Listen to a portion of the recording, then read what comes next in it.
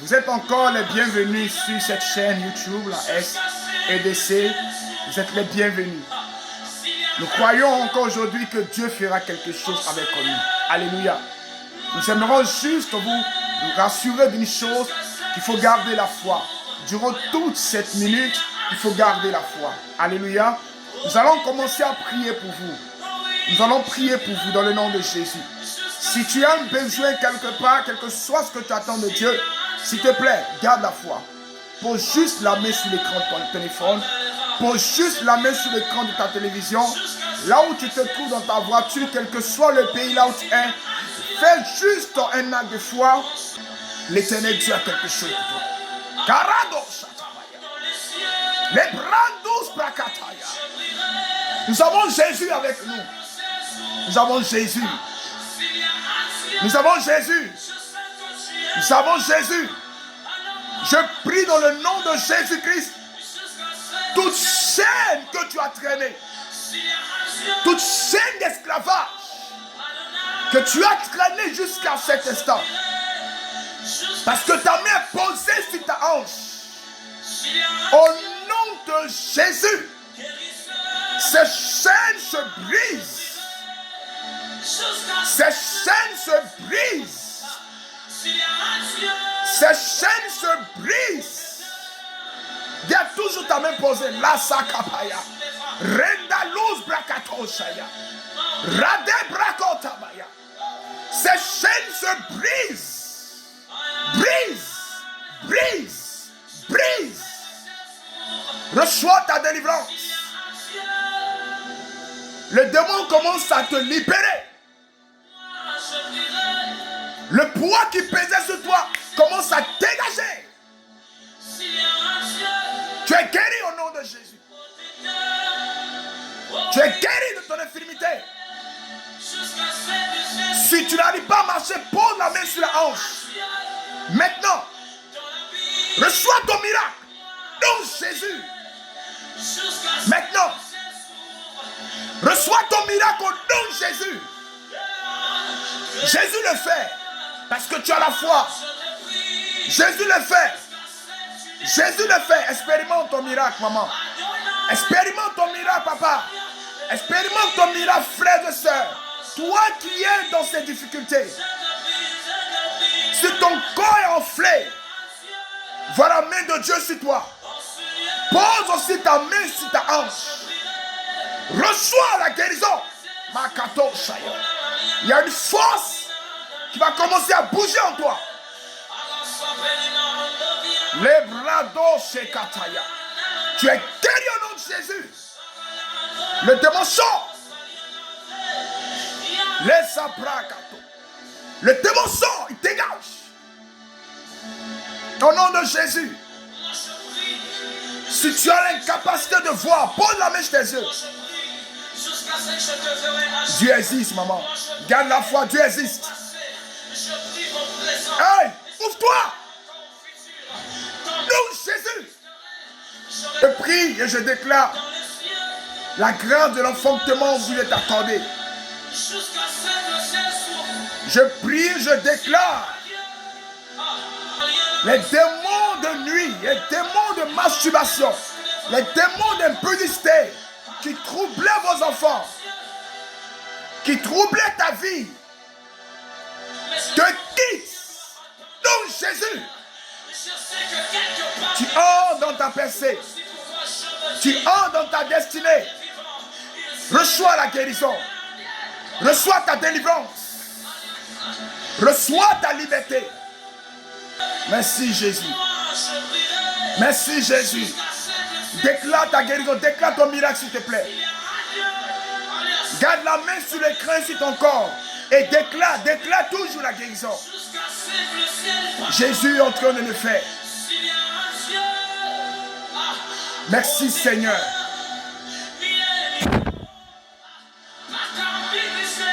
Merci Seigneur pour ce que tu fais dans la vie.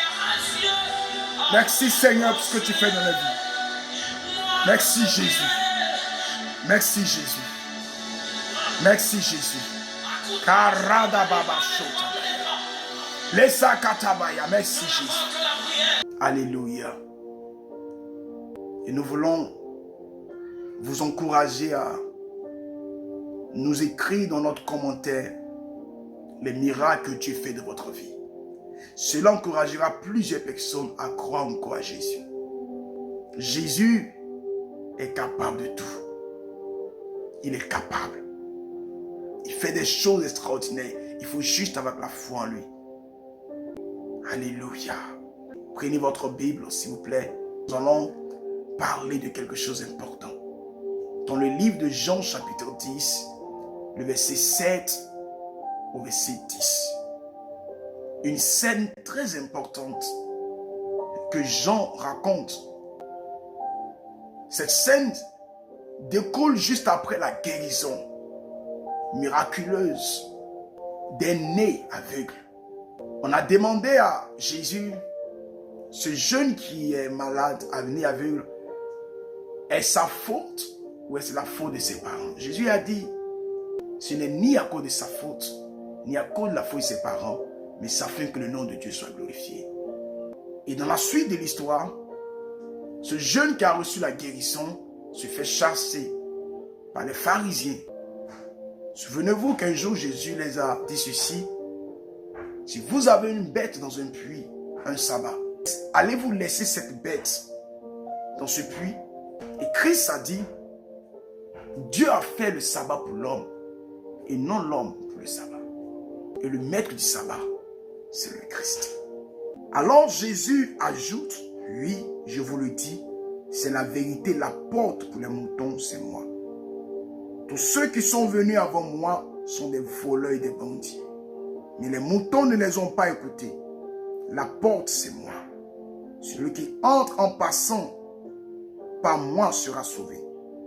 Il pourra entrer, sortir et trouvera de la nourriture. Le voleur vient seulement pour voler, tuer et détruire. Moi, je suis venu pour que les gens aient la vie et qu'ils aient cette vie en abondante. Alléluia. Ce que Jésus-Christ a dit à ses pharisiens et à ceux qui étaient là et qui pouvaient écouter ce qu'il disait, un message d'espoir pour ceux qu'on a mis à l'écart, tel ce né aveugle. Il y a un message de vérité pour ceux qui veulent se confier aux hommes. Jésus-Christ dit qu'il est la porte des brebis. Et si quelqu'un passe par lui, cette personne pourra sortir librement, recevoir pleinement ce qu'elle attend. Et il dit que lui donne sa vie. Par contre, le brigand, le voleur, le méchant, lui ôte la vie. Mes frères et mes sœurs, Jésus, s'il dit qu'il est la porte, il a les preuves de le dire. La première des preuves, c'est que lui vient de sauver quelqu'un qu'on a condamné de maudit. Et les pharisiens l'ont dit. Ils l'ont dit dans le chapitre 9, avant le chapitre 10 déjà. Tu es né tout entier dans le péché. Et toi, tu oses nous enseigner. Ils l'ont déjà condamné, ce jeune, à cause de son infirmité, à cause de ses difficultés. Et quand ce jeune, bien qu'il soit déjà rejeté dans l'intérieur des cœurs de chacun, il a reçu une concrétisation de son rejet après le miracle qu'il a obtenu. Jésus a donc raison de dire que c'est lui qui est la porte. Parce que tous ceux qu'on a connus avant le Christ, ces pharisiens, ces maîtres de la loi, ont posé sur le peuple une charge pesante. Ont tourné le dos au peuple. Et n'ont rien de concret à donner au peuple pour le salut. Rien. Il propose au peuple la loi, mais cela éloigne le peuple de Dieu. Il propose au peuple des rituels qui sont établis, sachant que les personnes qui doivent pratiquer ces choses sont déjà esclaves, faibles. Elles n'ont pas de pouvoir, de capacité à plaire à Dieu. Alors c'est inutile de leur donner des charges.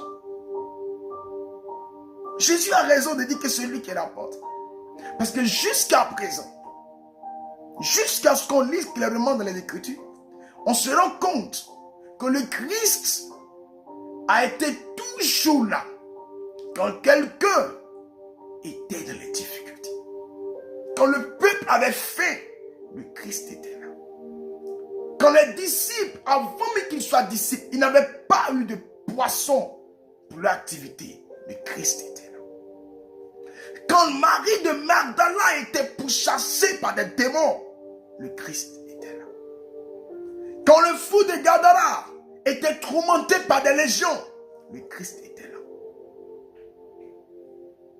Quand les disciples mouraient en pleine eau, le Christ était là. Quand Pierre n'avait pas d'argent pour payer son impôt, le Christ était là.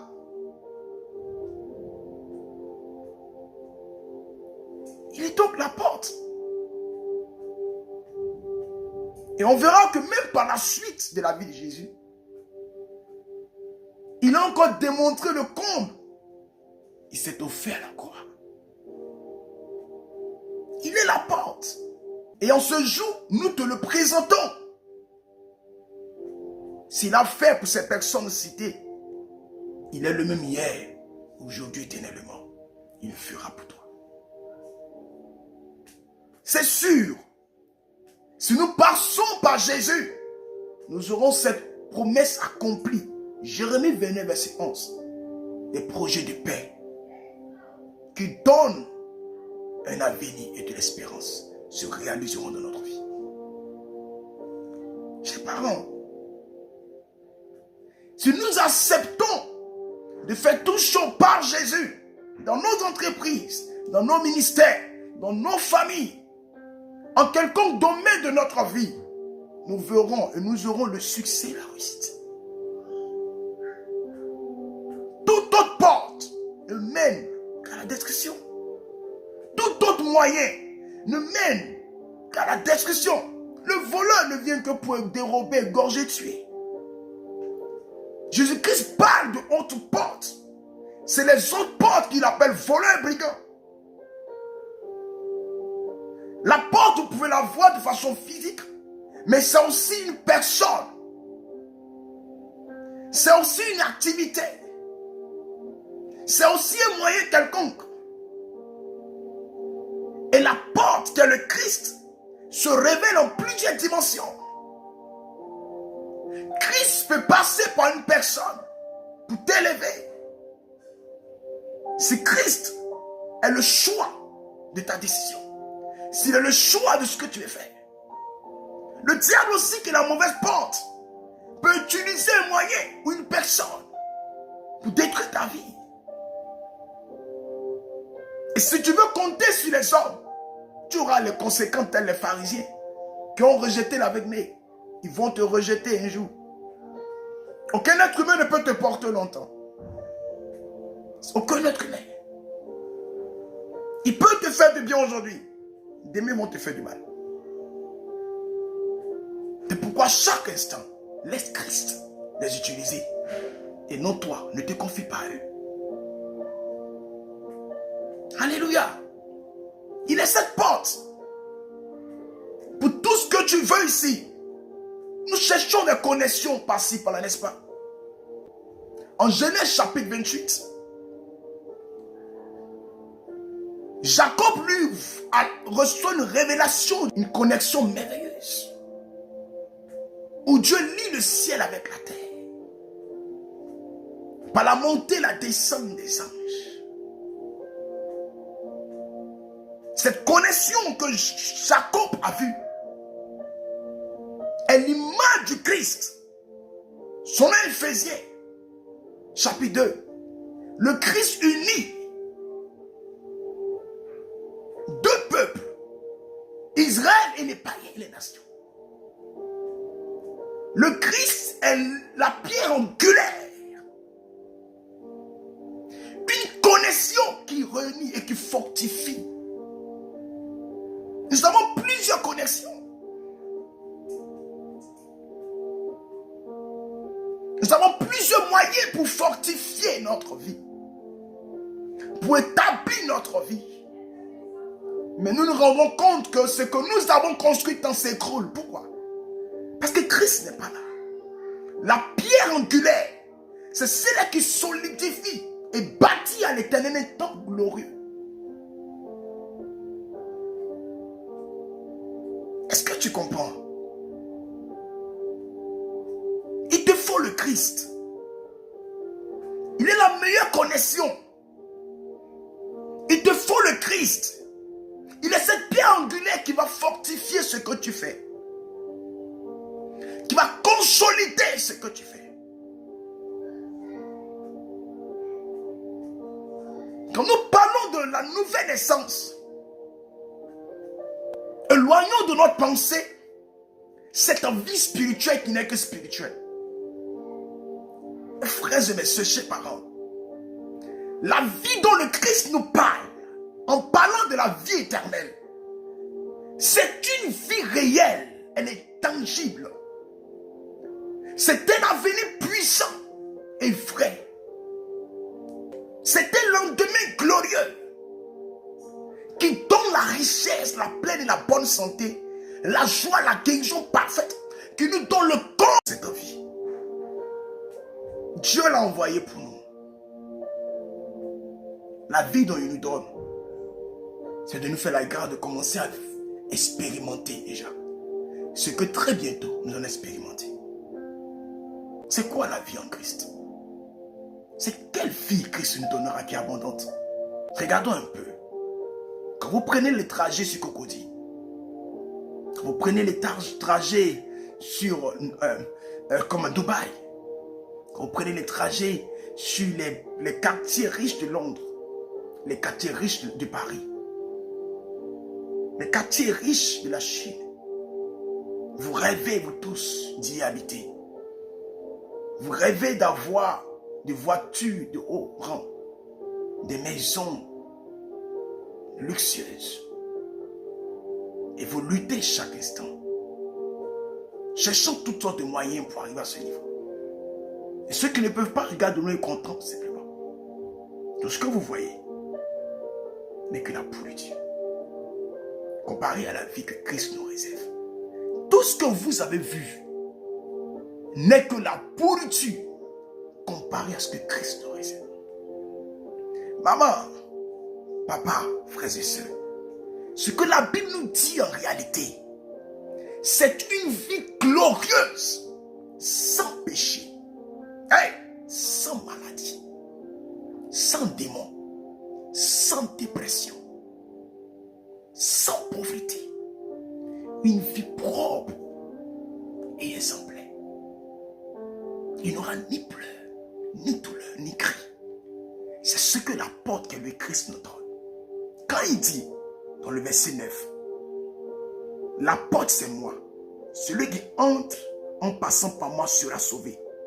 Il pourra entrer, sortir, il trouvera de la nourriture. C'est de ça qu'il parle. Quelle est la nourriture de ton âme? C'est la paix. C'est l'épanouissement. C'est d'avoir tout ce que tu penses et tu veux.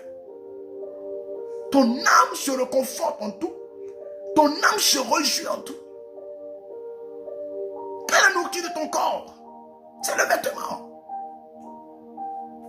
C'est la bonne connaissance. Écoute, c'est le confort. C'est les aliments. Il t'aime, Jésus. Il veut te l'accorder. Dans ce siècle présent et dans le siècle à venir. Il veut te l'accorder. Il veut que tu expérimentes ces choses déjà. C'est cette vie que le Christ nous présente. J'essaie de vous faire comprendre ces choses. C'est cette vie que le Christ nous donne. Jésus vous aime. N'allez pas vers ces gens, les humains. N'allons pas vers les hommes. Non, n'allons pas vers Satan. N'allons pas vers les féticheurs. N'allons pas vers ce que le monde est en train de nous présenter par-ci, par-là. Mais allons à Jésus. Vous voulez voir Dieu. Vous voulez avoir cette vie glorieuse que j'ai essayé de décrire. Allez à Jésus.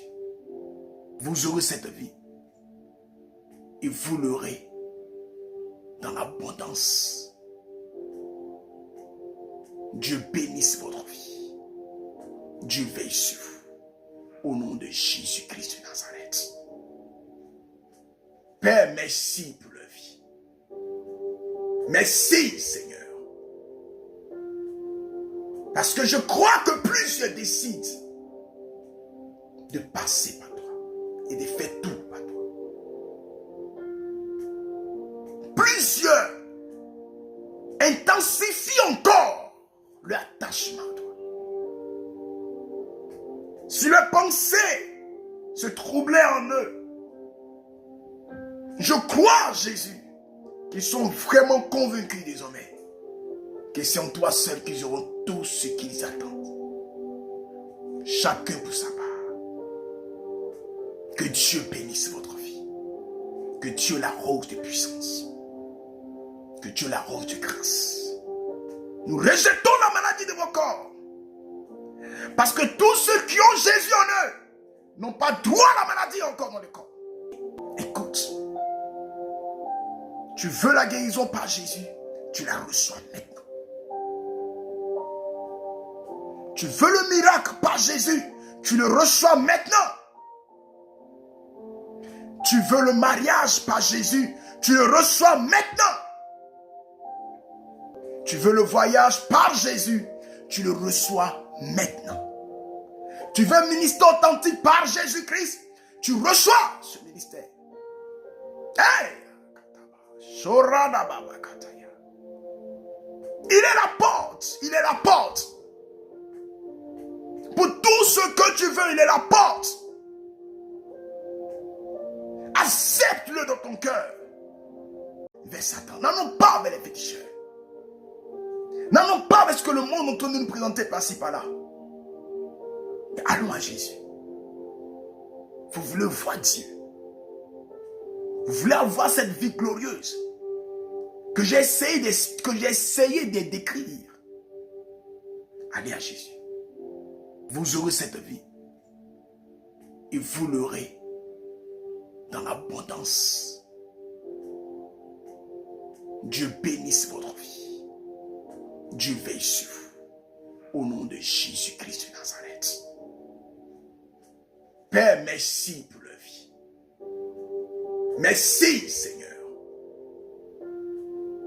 Parce que je crois que plus je décide de passer par toi et de faire tout par toi, plus je intensifie encore l'attachement à toi. Si les pensées se troublaient en eux, je crois, Jésus, qu'ils sont vraiment convaincus désormais que c'est en toi seul qu'ils auront tout ce qu'ils attendent. Chacun pour sa part. Que Dieu bénisse votre vie. Que Dieu l'arrose de puissance. Que Dieu l'arrose de grâce. Nous rejetons la maladie de vos corps. Parce que tous ceux qui ont Jésus en eux n'ont pas droit à la maladie encore dans le corps. Écoute. Tu veux la guérison par Jésus, tu la reçois maintenant. Tu veux le miracle par Jésus, tu le reçois maintenant. Tu veux le mariage par Jésus, tu le reçois maintenant. Tu veux le voyage par Jésus, tu le reçois maintenant. Tu veux un ministère authentique par Jésus-Christ, tu reçois ce ministère. Hey! Il est la porte. Il est la porte. Pour tout ce que tu veux, il est la porte. Accepte-le dans ton cœur. Accepte de le suivre. Accepte de tout faire par lui, s'il te plaît. Ailleurs, ce n'est que du désordre. Ce n'est que des meurtres. Ce n'est que de la catastrophe. Ailleurs, ce n'est que la condamnation, l'humiliation, la honte. Mais Jésus ne te condamne pas. Jésus ne t'accuse pas. Parce que si tu l'acceptes maintenant et tu décides dans ton cœur de le suivre, tu décides de faire de lui ta porte et l'unique porte de toute ta vie sur terre, tu seras sauvé. Tu rencontreras l'abondance. Tu rencontreras la pleine bénédiction en toi et dans l'avenir que nous a réservé. Ah, je suis pressé. C'est pourquoi je le préfère comme la seule porte. Je veux voir ces choses-là que le Père m'a promis. Alors si ce n'est pas Jésus que j'attends ces promesses, je vais les avoir. Mais si ce n'est pas par Jésus, je n'aurai pas ces promesses. Alors que décides-tu?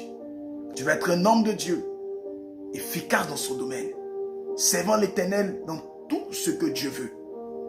Passe par Jésus. Il est le modèle d'homme de Dieu que Dieu veut voir devant lui. Tu passes par lui, il te donnera la forme qu'il faut, l'aspect qu'il faut. Tu vas être efficace dans ton service. Tu vas être efficace dans ton entreprise. Passe par Jésus. Il fera de toi le comptable excellent qu'il faut. Il fera de toi le directeur, la secrétaire, le secrétaire, l'assistant efficace qu'il faut. Passe par lui, tu verras. Côtoie Jésus. Laisse-le diriger ta vie. Ouvre ton cœur à Jésus. Fais ce qu'il te demande de faire. Tu verras. Il est bon. Il est merveilleux. Seigneur, merci. Merci pour ce moment. Pendant que mes frères et mes sœurs sont en train de prier, nous croyons, Seigneur, nous te déclarons pour notre porte. Tu es notre porte. Tu es la porte dont il nous faut. La porte de la vie, la porte de miracle. La porte de promotion, la porte d'enfantement. La porte de délivrance. Seigneur, prends-nous. Tu es la connexion dont Jacob parle en Genèse 28. Tu es la pierre angulaire, le socle de notre vie. Et de toute organisation que nous mettons sur pied. Le socle de nos structures, de notre entreprise. C'est toi, Jésus. Nous proclamons le Christ dans ce que nous faisons. Et nous rencontrons le succès, la santé, la réussite au nom puissant de Jésus. Dieu bénisse votre vie au nom de Jésus-Christ.